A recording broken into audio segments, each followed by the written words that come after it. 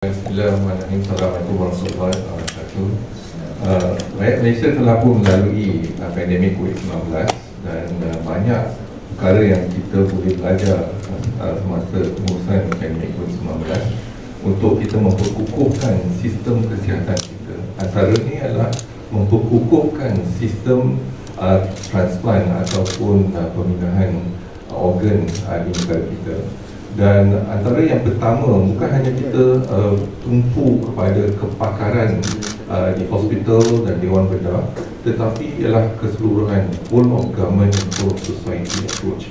Program pengurusan yang melibatkan frontliners, daripada kita mendapatkan organ, daripada organ pemindahan kepada ke hospital, memerlukan kerjasama yang optimal daripada bomba, polis dan sebagainya, dan pelbagai pihak. Jadi Kementerian Kesihatan, Kementerian Kewangan, kerajaan, dasar kerajaan untuk mendapatkan organ, dan juga bagaimana kita boleh pastikan kejayaan program pemindahan organ ini. Jadi kita memerlukan kerjasama padu pelbagai pihak, whole of government and whole of society approach. So yang itu yang pertama. Yang kedua, dari segi kekangan dan cabaran yang kita ada selama 30 tahun ialah untuk mendapatkan organ. Jadi Kementerian Kesihatan tak dapat memperkembangkan lagi hospital transplant dan sebagainya kerana kita ada kekangan untuk mendapatkan organ. Jadi kita memerlukan kerjasama daripada setiap individu yang telah pun berikrar untuk menerima organ. Setakat ini kalau kita lihat dalam laman sosial untuk penerimaan organ, 382,000 orang telah pun ikrar untuk menerimakan organ mereka, tetapi hanya 0.02% saja yang berakhir dengan penerimaan organ. Walaupun kita ikrar, tetapi apabila hari menerima organ itu dah sampai, ada keluarga tak setuju dan sebagainya. Jadi kalau kita lihat dari segi penerimaan organ dalam negara kita, negara yang paling berjaya yang saya rasa ialah kita boleh contohi ialah negara Turki, negara Islam, ya. Dalam tempoh contohnya daripada tahun 2008 hingga 2020, mereka berjaya berjaya untuk laksanakan penerimaan organ ataupun heart transplant banyak 765. Kita hanya 29 je. 765 di 15 pusat pusat jantung, dan 13,135 penerimaan hati, 276 paru-paru, 665 pankreas, dan 33,000 penerimaan buah pinggang.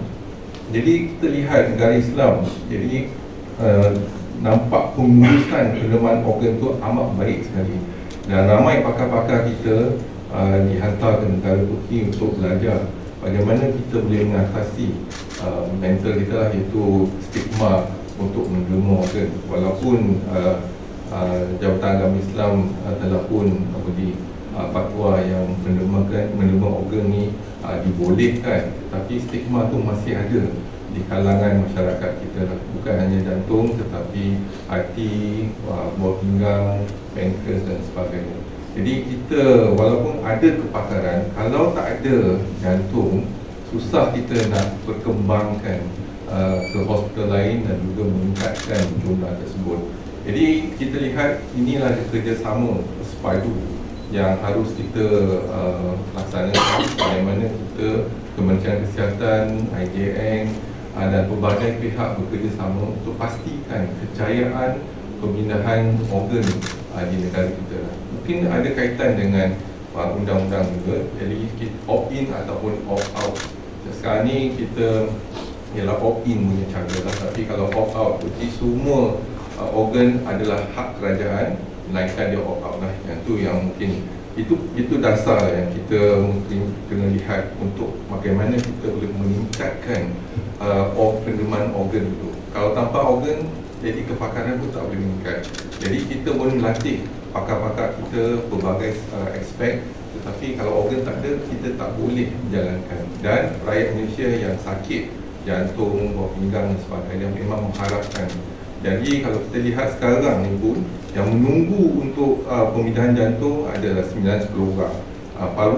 Buah pinggang hampir 10,000 orang tunggu untuk organ tersebut. Inilah cabaran yang utama dan kita harap dapat kerjasama berbagai pihak rakyat Malaysia untuk tampil ke depan untuk membantu kejayaan penerimaan organ di Malaysia.